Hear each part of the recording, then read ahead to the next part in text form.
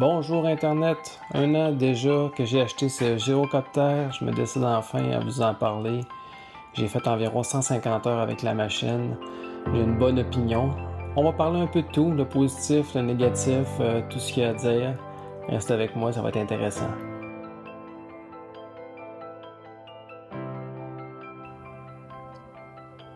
C'est un autogyro Cavalon avec le moteur Rotax 916. L'été, il est toujours sur flotte. En ce moment, l'été est fini, malheureusement. Je suis de retour sur roue pour le reste de l'année. C'est un modèle que je vole à l'année. Les options qui ont été choisies lors de la construction avec le manufacturier étaient dans le but d'être toujours sur flotteur l'été. Donc ici, par exemple, on peut avoir un petit aileron qui empêche les roches de toucher l'hélice. L'été, ça arrive souvent. En ce moment, je n'ai pas l'option, puisque l'été, je suis sur flotteur, c'est protégé. On peut avoir une petite capote plus aérodynamique pour les roues. C'est une option que j'ai pas pris. Les roues ne sont pas installées l'été. Le Rotax est quand même assez puissant. J'aurais gagné un petit peu en vitesse, mais on est déjà à la vitesse maximum facilement avec le moteur. Même chose avec la roue avant. On peut avoir une forme plus aérodynamique, une petite capote par-dessus la roue. Elle n'a pas été prise, cette option. Ici, on peut voir quelque chose normalement pas sur un Cavalon, c'est le point d'attache pour le flotteur, point d'attache avant. Je vais vous montrer une petite photo de ce que ça donne quand les flotteurs sont installés.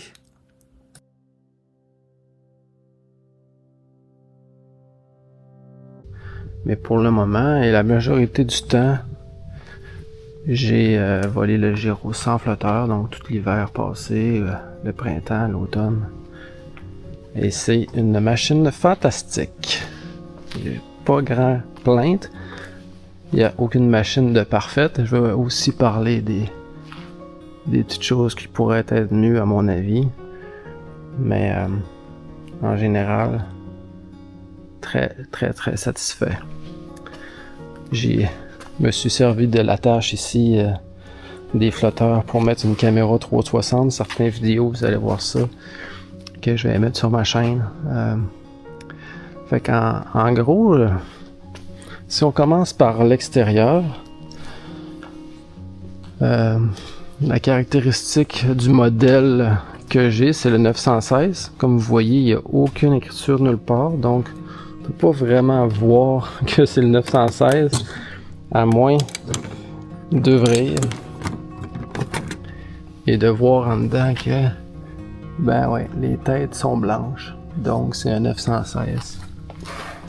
Donc c'est un modèle avec 160 chevaux, c'est très puissant, sur flotteur, sur l'eau avec 2 personnes à bord et beaucoup d'essence. C'était jamais un problème de décoller sur l'eau ou sur piste. Et puis quand je suis pas sur flotteur, c'est la puissance m'aide au décollage. Sûrement que c'est plus court que les autres, mais ça n'a jamais été un problème avec un autogyro Cavalon. Là où ça m'aide sûrement, c'est la vitesse maximum.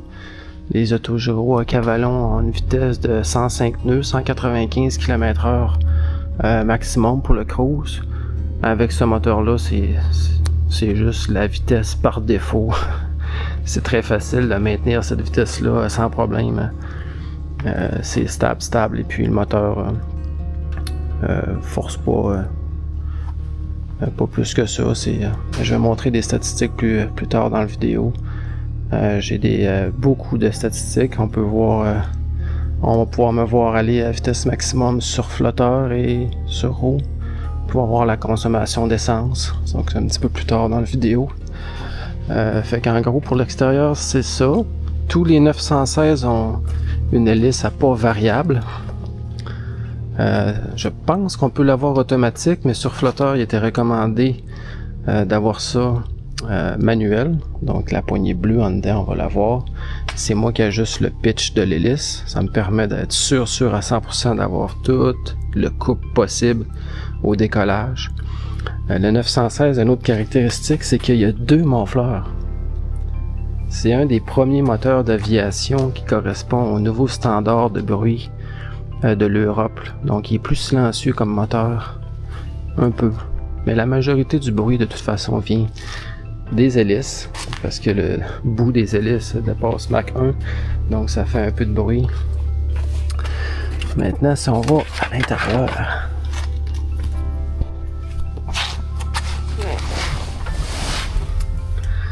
donc je peux enlever mon téléphone, mais ici j'ai racheté une attache pour mon téléphone. C'est la seule modification que j'ai faite. C'est un modèle avec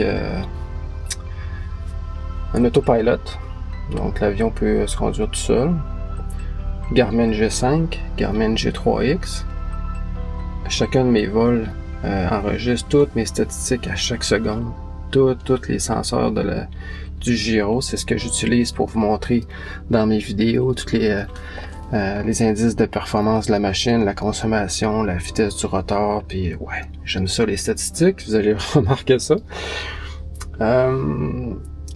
Mes caméras, j'ai toujours une caméra extérieure, une derrière moi. Ça fournit le courant aux deux caméras. Mon téléphone, si je veux, c'est ici. Vu que mes pompes sont désactivées, il y a certains senseurs qui en ce moment ne répondent pas. Mais j'ai toujours ici tous mes indices de température, etc., l'altitude, beaucoup de statistiques d'essence en vol.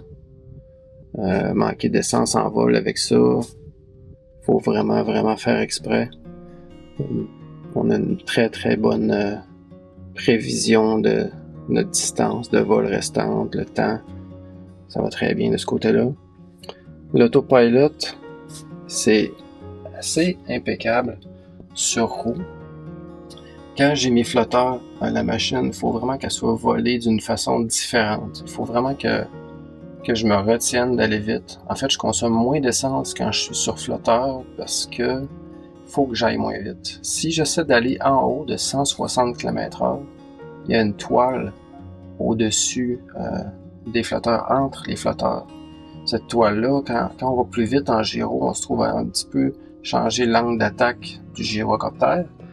Donc cette toile-là fait qu'on se bat un peu avec la machine aussitôt qu'on essaie d'aller en haut de 160 km/h. Fait qu'il faut un peu se retenir. C'est bizarre, le moteur travaille fort au décollage, mais après ça, il travaille actuellement moins fort que faire de la haute vitesse.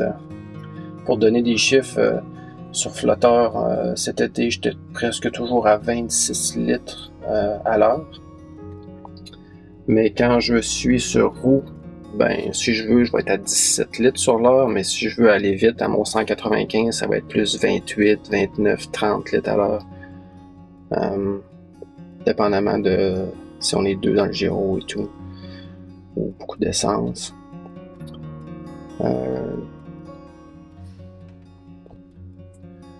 Donc, comme tous les cavalons ici, j'ai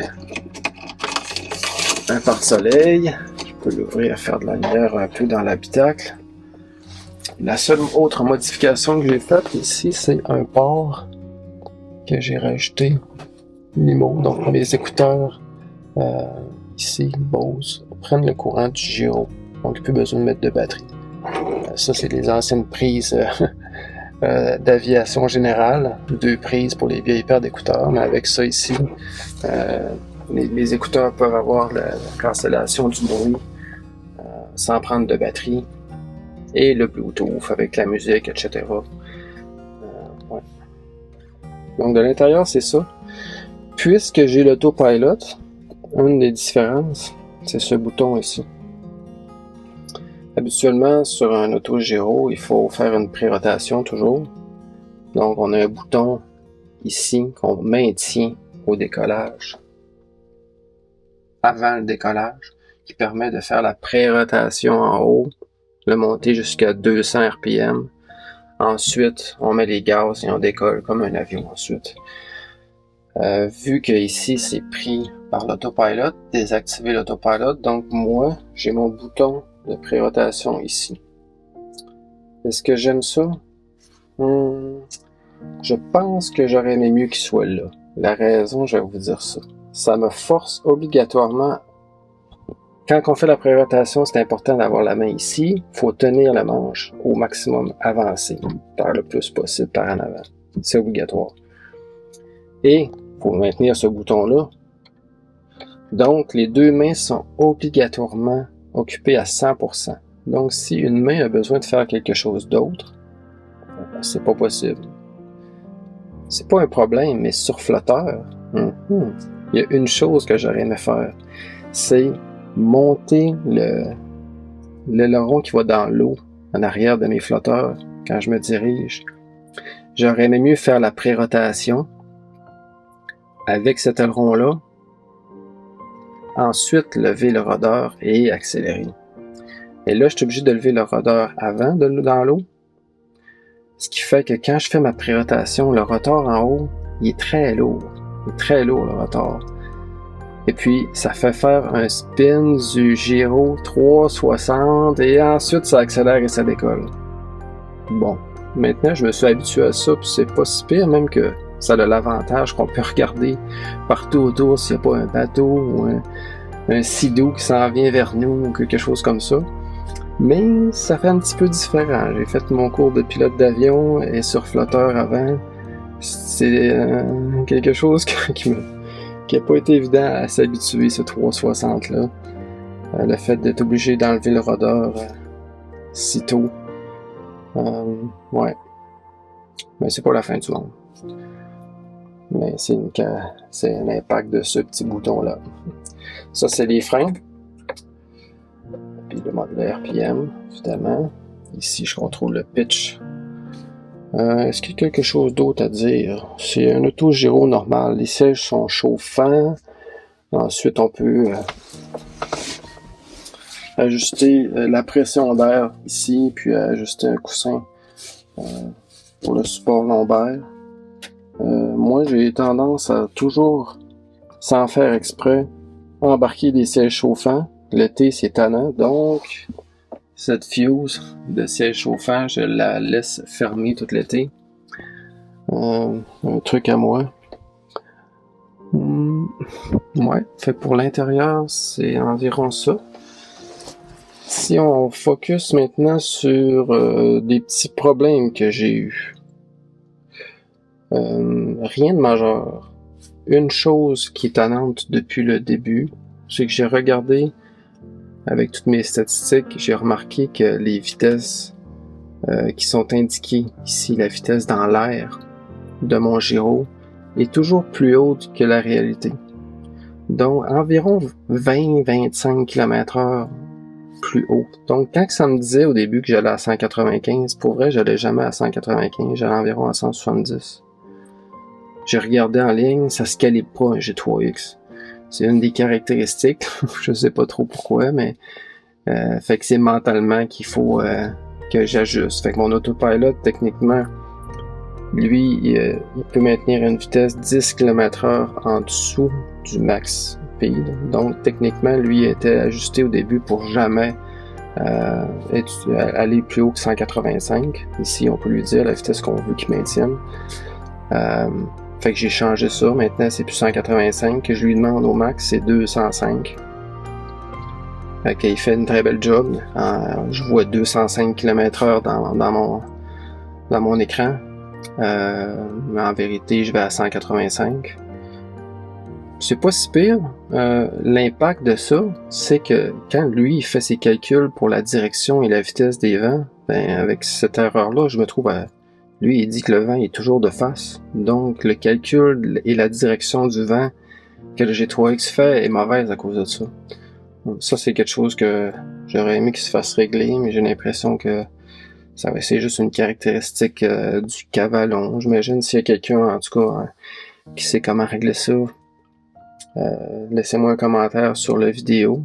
Habituellement, le G3X, il y a un pitot en avant. Je peux en parler un peu de ça. Sauver ma batterie avant. C'est seulement ça ici qui est chauffé en passant parce que c'est un modèle qui est équipé pour voler l'hiver et de nuit. Spot ici qui est très puissant. Donc j'ai ça ici. Puis c'est seulement la différence de pression entre en avant et ce senseur ici, qui est une autre prise de pression statique.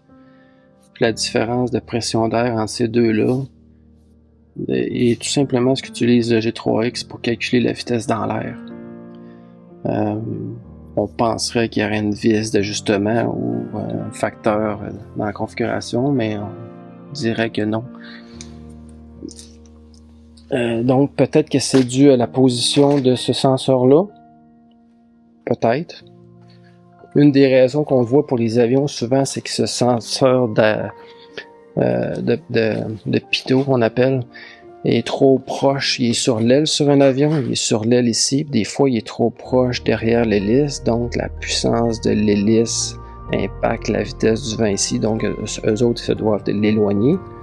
Mais ici, sur un gyro, il ne peut pas être mieux placé que ça, me semble, directement en avant. En tout cas, c'est pas un gros problème, mais c'est quelque chose que j'aurais aimé qu'il y ait une solution. Peut-être qu'il va en avoir une un jour. Autre petit problème, c'est pas vraiment lié au gyro en général, c'est lié au Rotax 916. Donc c'est une des premières machines avec ce nouveau type de moteur.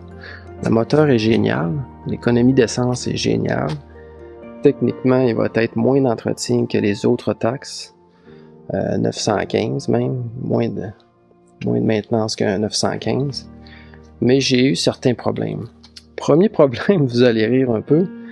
L'hiver passé, c'était mes premières heures. Je voulais pas nécessairement me rendre loin, je voulais juste pratiquer, monter mes heures. Donc j'étais à 17 litres à l'heure, environ à 4800 RPM pendant plusieurs heures, pendant plusieurs journées. Et puis c'est un RPM qui est un peu bas pour les moteurs Rotax. Habituellement, tout le monde vole environ entre 5200 et 5500 RPM. Mais quand le RPM est plus bas, le moteur vibre plus. Et puis cette vibration a causé un problème. Ici, ça a parti en vol évidemment.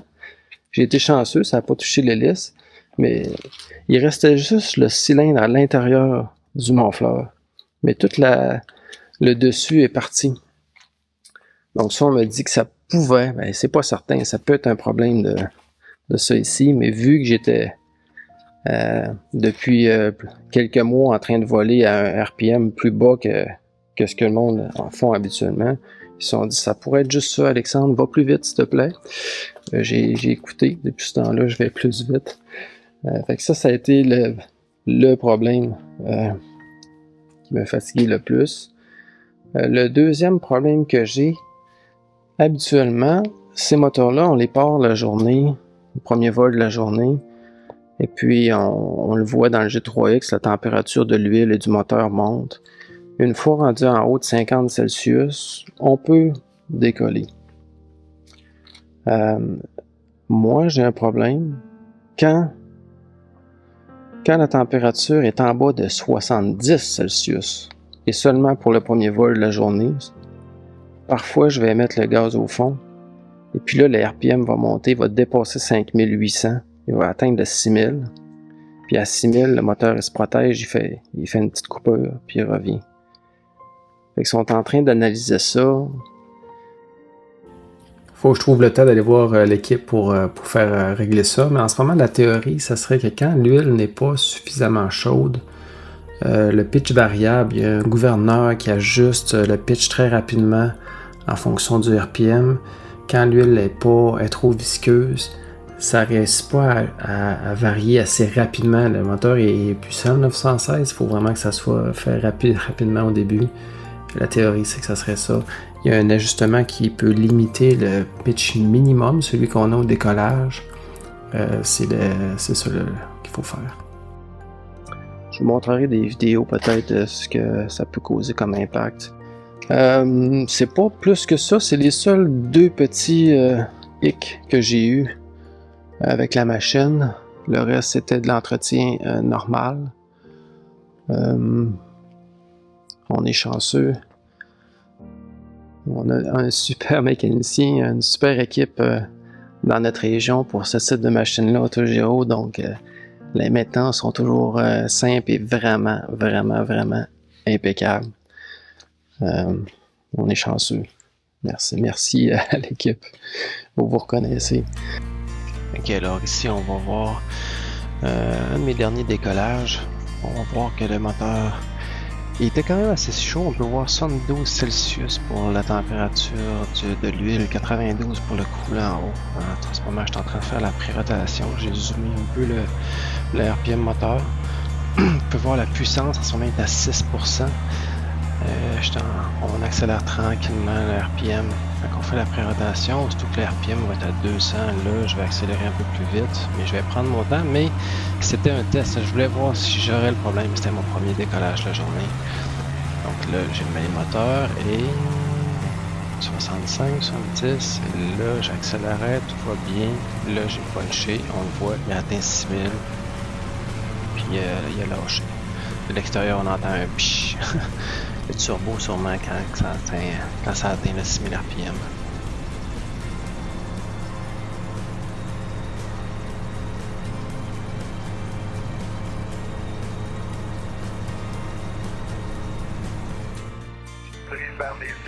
Un autre enregistrement, un vol récent aussi.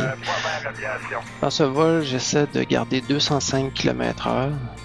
On sait que j'ai environ 20-25 km/h d'erreur sur ma vitesse indiquée, donc en fait c'est 185 km/h la vitesse réelle dans l'air que j'essayais d'avoir. J'avais un vrai vent de face de 25 km/h, mais on peut voir en haut à gauche que le G3X voyait 45 km/h de vent de face, un vent qui vient de l'ouest.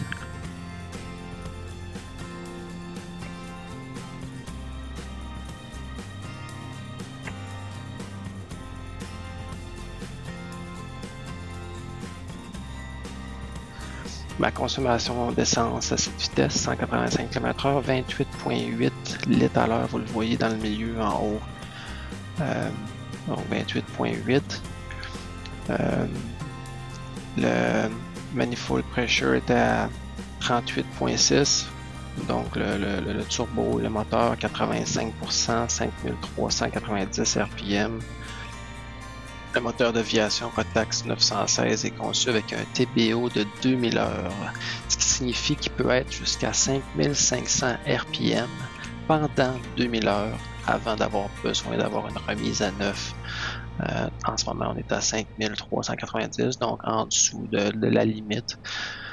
Et puis, c'est un RPM typique pour vitesse de croisière. On essaie d'être entre 5200 et 5500. Je suis à peu près dans le milieu en ce moment.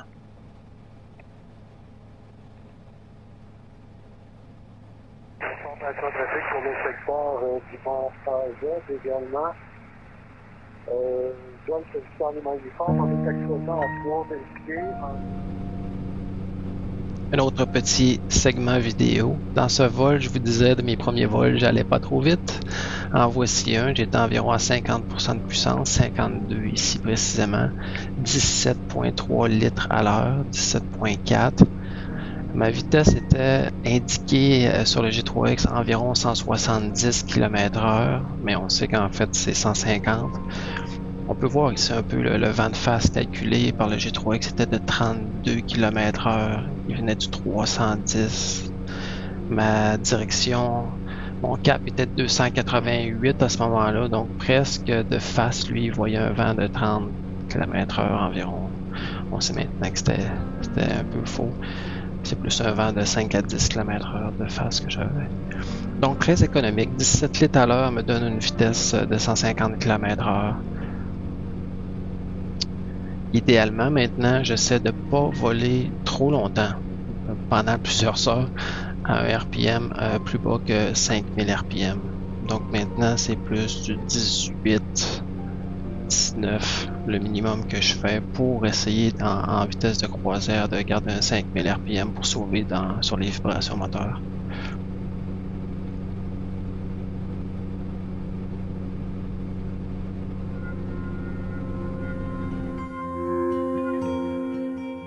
Dernier clip du review. Je sais que plusieurs veulent voir un peu c'est quoi les performances quand on est sur flotteur. Donc j'ai trouvé une de mes vidéos où il faisait chaud, 28 Celsius. On va voir un beau coucher de soleil avec de la fumée. On se rappelle de l'été 2025. En ce moment, je suis en train de faire la pré-rotation. Ce que vous le voyez, le gyro tourne dans le sens inverse de ce que je lui demande en fait. Et à force de monter l'RPM, 2400, là, il se met à répondre. Là, à partir de ce moment-là, le rudder dans l'air, puisque le rudder dans l'eau est levé, le rudder dans l'air me permet de pointer où ce que je veux. Et là j'ai le contrôle de la direction. Je continue à monter l'RPM. On le voit, le rotor est rendu à 190. Aussitôt qu'il va être à 210, il va me voir accélérer. Il y a toujours deux étapes. Je sors de l'eau, vous le voyez, je ne mets pas les gaz au fond. Je sors de l'eau, je m'assure que je suis stable. Et là, graduellement, je le mets à 100%, 90, 95. C'est bon, 113%, je suis au maximum. Ça accélère vite, je sors de l'eau. Bingo. Ça ressemble à ça. 110 km/h, j'essaie de pas d'aller en bas de 100 km/h. On le voit, j'ai un taux de montée de plus de 600 pieds par minute. En ce moment, je suis déjà en train de baisser l'RPM, 88. Donc graduellement, je vais monter probablement jusqu'à 1000 pieds. Pas nécessairement 1000 pieds, mais je prends un peu d'altitude et je vais baisser l'RPM. Ma consommation, on va le voir, en croisière, quand je vais être stabilisé, va être environ de 26 litres à l'heure. En ce moment, il est à 30, 29.9. Mais je suis encore en montée, en train d'accélérer un peu. Je vais se stabiliser à 26 litres à l'heure environ, 26-27, avec une vitesse d'environ 150 km/h. J'étais seul à bord. On peut voir que j'avais 40 litres d'essence dans mon réservoir à ce moment-là. Une belle soirée. C'était en fait la première soirée où je pratiquais mes décollages sans l'aileron dans l'eau, sans le rudder. Et mes premiers décollages sur l'eau, j'utilisais le rudder, puis ensuite j'ai appris qu'il fallait pas. Donc ça, c'était mes premiers soirs où je pratiquais le fameux spin de presque 360, puisqu'il n'y a pas de rudder dans l'eau.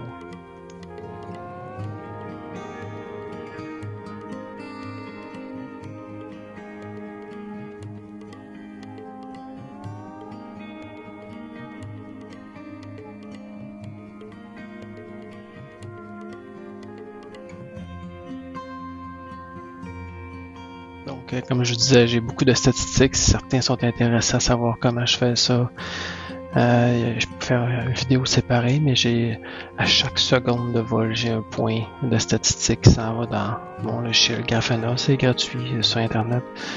Et puis, je peux zoomer, aller voir ce qui se passe avec le moteur, chaque senseur. On peut voir ici, par exemple, 112% à 5760 RPM, 112% de la puissance. On pouvait voir mon altitude en train de monter au même moment où est-ce que j'étais sur la carte à chaque seconde. La gestion de l'essence, on peut voir que j'ai au maximum dépensé dans le petit vol qu'on voyait environ 50 litres à l'heure, mais que ça s'est stabilisé ensuite pour être environ 27, 23, 26, 27. Énormément de statistiques. Laissez-moi savoir si ça vous intéresse.